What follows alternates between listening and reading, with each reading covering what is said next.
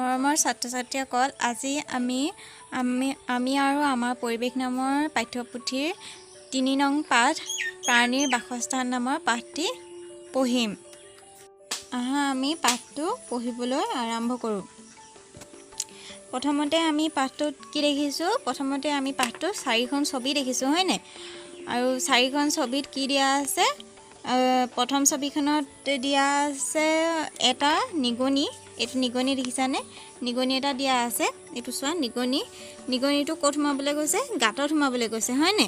আৰু এইফালে চোৱা, এই ছেকেণ্ডখন ছবিত দিয়া আছে যে এটা ঘৰ, আৰু ঘৰত এই ল'ৰা ছোৱালী দুটা ঘৰলৈ দৌৰ মাৰি সোমাবলৈ গৈছে।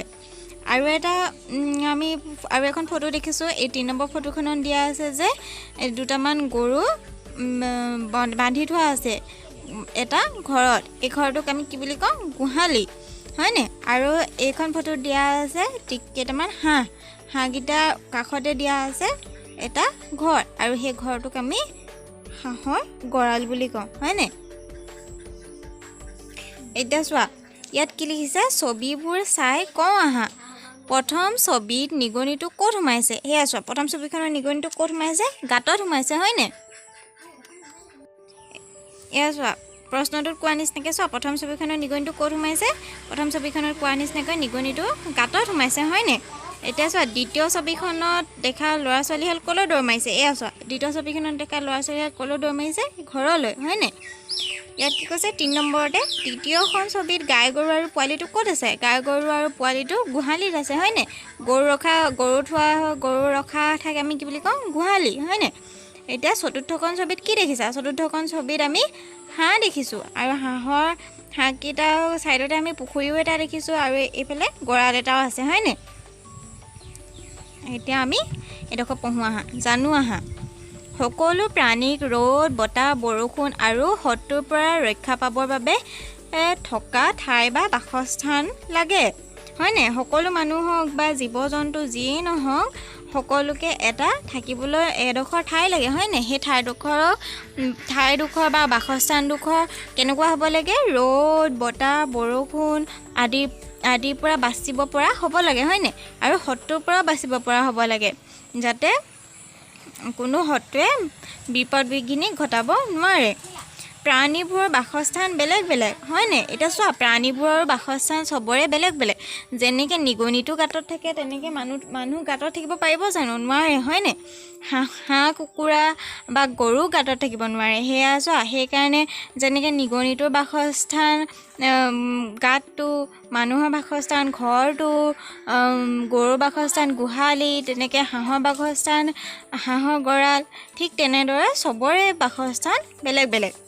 কিছুমান প্ৰাণীয়ে নিজৰ ঠাই নিজে ঠিক কৰি লয়, যেনে চৰাই, মানুহ আদি। এতিয়া কিছুমান প্ৰাণী কি কৰে বুলি কৈছে? নিজৰ বাসস্থান নিজে তৈয়াৰ কৰি লয় বুলি কৈছে, হয়নে? যেনেকৈ চৰাই আৰু মানুহ। এতিয়া মানুহে নিজে থাকিবৰ কাৰণে ধুনীয়াকৈ ঘৰ দুৱাৰ বনাই লয়, হয়নে? ধুনীয়া ঘৰ বনাই থাকে।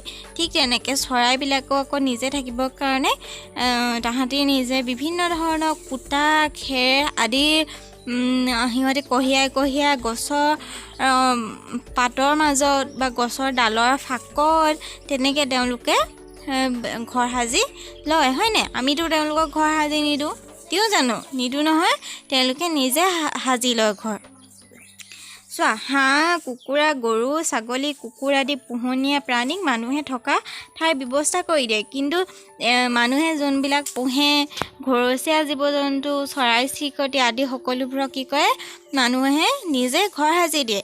হাঁহ থ'বলৈ, কুকুৰা থ'বলৈ আমি হাঁহৰ গঁৰাল, কুকুৰা গঁৰাল, গৰু ছাগলী থাকিবলৈ গোহালি আদি আমি নিজে তৈয়াৰ কৰি দিওঁ, হয়নে? এতিয়া কোৱাচোন, তোমালোকৰ ঘৰৰ বাৰু কি পোহনীয়া জন্তু আছে, হয়নে? সেইবিলাক তোমালোকে মনত পেলাবাচোন। এনেই সাধাৰণতে মানুহৰ ঘৰত কি থাকে বাৰু? গৰু, ছাগলী, কুকুৰা, হাঁহ, পাৰ, কুকুৰ, হয়নে? ইত্যাদিবিলাক জীৱ জন্তু থাকে। তাৰ উপৰিও আৰু অন্য কি ধৰণৰ জীৱ জন্তু আছে তোমালোকৰ ঘৰত? তোমালোকে বা ওচৰ চুবুৰীয়া মানুহৰ ঘৰত দেখিছা? চিন্তা কৰি বহি লিখিবা দেই। তোমালোকে কি চৰাই বাঁহ দেখিছা বাৰু? চৰাই দেখিছা নাই তোমালোকে কোৱাচোন? এতিয়া আমি চৰাইৰ কথা পঢ়িম দেই। চৰাই আৰু চৰাই বাঁহৰ কথা পঢ়িম, হয়নে? এইটো চোৱা, চৰায়ে কণী পাৰিবৰ বাবে আৰু পোৱালি জগাবৰ বাবে বাঁহ সাজে, হয়নে? চৰাই কি কৰে, কণী পাৰি পোৱালি জগাবলৈতো এডোখৰ ঠাই লাগিব, হয়নে? সেই ঠাইডোখৰৰ বাবে কি কৰে, চৰাই বাঁহ সাজে। ইহঁতে ঠোঁটেৰে ভিন ভিন বস্তু কঢ়িয়াই আনি বাঁহবোৰ সাজে, যেনে খেৰ, কুটা, ঘাঁহ, বন, গছৰ সৰু ডাল আৰু শুকান পাত আদি। মই তোমালোকক আগতে কৈছিলোঁ, হয়নে, যে চৰাই বিভিন্ন ধৰণৰ খেৰ, কুটা আদি ঠোঁটেৰে কঢ়িয়াই সিহঁতি নিজৰ বাঁহ নিজে তৈয়াৰ কৰি লয়, হয়নে? এতিয়া চোৱা, কোনবোৰ চৰায়ে কেনেদৰে বাঁহ সাজে চাওঁ আহা। আমি এতিয়া চাম, এই কিতাপত দিয়া আছে যে কোনবোৰ চৰায়ে কেনেদৰেনো বাঁহ সাজে। আমি এতিয়া তাক চাম দেই। এইটো হ'ল বাঢ়ৈটোকা চৰাই। ইয়াৰ নাম হৈছে বাঢ়ৈটোকা। আৰু বাঢ়ৈটোকা চৰাই কেনেকৈ সাজে দেখিছানে? এজোপা হৈছে এজোপা গছ, হয়নে? আৰু এইটো হৈছে গছৰ গা গছটোত তেওঁলোক সেই বাঢ়ৈটোকা চৰাই নিজৰ ঠোঁটেৰে এনেকুৱা ধৰণে ফুটা কৰি লয়, আৰু ফুটা কৰি কি খুৰুং বুলি কয় এইটো। আৰু খুৰুঙত তেওঁলোকে থাকে, এই চৰাইবিলাকে মানে ইয়াত থাকে। চোৱা, বাঢ়ৈটোকা চৰাইয়ে গছৰ গাত খুৰুং কৰি বাস কৰে। এই গাটোত ঠোঁটেৰে মৰিয়াই যেতিয়া মানে এনেকুৱা গাঁতৰ নিচিনা হৈ যাব, তাত সোমাই এই চৰাইবিধ তাত সোমাই থাকে, হয়নে? কপৌ চৰাইয়ে গছৰ ফেৰেঙনিত বাঁহ সাজে। মই কৈছোঁ নে, গছৰ এনেকুৱা ফেৰেঙনি থাকে যে ডালবিলাকৰ মাজত এডোখৰ জেগা থাকে নহয়, সেই জেগাডোখৰত কি কৰে, সেই জেগাডোখৰত কপৌ চৰাইয়ে বাঁহ সাজে, হয়নে? এতিয়া আমি চাম যে টুকুৰা চৰাই। এবিধ হৈছে টুকুৰা চৰাই, হয়নে? টুকুৰা চৰাই ক'ত বাঁহ সাজে? তামোল, নাৰিকল, টকৌ, তাল আদি গছৰ পাতত বাঁহ সাজে। কিছুমান এনেকুৱা চৰাই আছে যে যিবিলাক চৰায়ে গছৰ পাততহে বাঁহ সাজে, সেই তেনেকুৱা চৰাই হৈছে টুকুৰা চৰাই। আৰু টুকুৰা চৰাই ক'ত বাঁহ সাজে? তামোল, নাৰিকল, টকৌ, তাল এইবিলাক গছৰ পাতত সাজে, হয়নে? পাতত বাঁহ সাজে। এইটো চোৱা, পাতহীৰা চৰাই। পাতহীৰা চৰায়ে গছৰ পাত বাঁহ সাজে। তাৰমানে পাতহীৰা নামৰ এবিধ চৰাই আছে, যিবিধ চৰায়ে গছৰ পাত দুখিলা মানে এনেকৈ জপাই চিলোৱা নিচিনাকৈ চিলাই লৈ বাঁহ সাজে, হয়নে? এতিয়া আমি কুলি চৰাইৰ কথা পঢ়িম। কুলি চৰায়ে নিজেই নিজৰ বাঁহ নাসাজি কাউৰী বাঁহত কণী পাৰি পোৱালি জগায়। কুলি চৰাই মানে কি কয়, নিজেই নিজৰ বাঁহত বাঁহ তাহাঁতি সাজিব নেজানে আৰু নেসাজেও তেওঁলোকে। সেইবিলাক চৰাই কি কৰে, সেইবিলাক চৰাই কাউৰীয়ে যে সাজি থয় বাঁহটো, সেই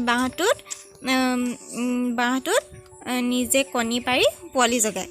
ঠিক তেনেদৰে তোমালোকে এতিয়া কোৱাচোন যে কাউৰী, ঘনচিৰিকা আৰু বিভিন্ন ধৰণৰ চৰাই আছে, হয়নে? সেই চৰাইবোৰে কেনেদৰে বাঁহ সাজে তোমালোকে নিজে চিন্তা কৰি ক'বলৈ চেষ্টা কৰাচোন।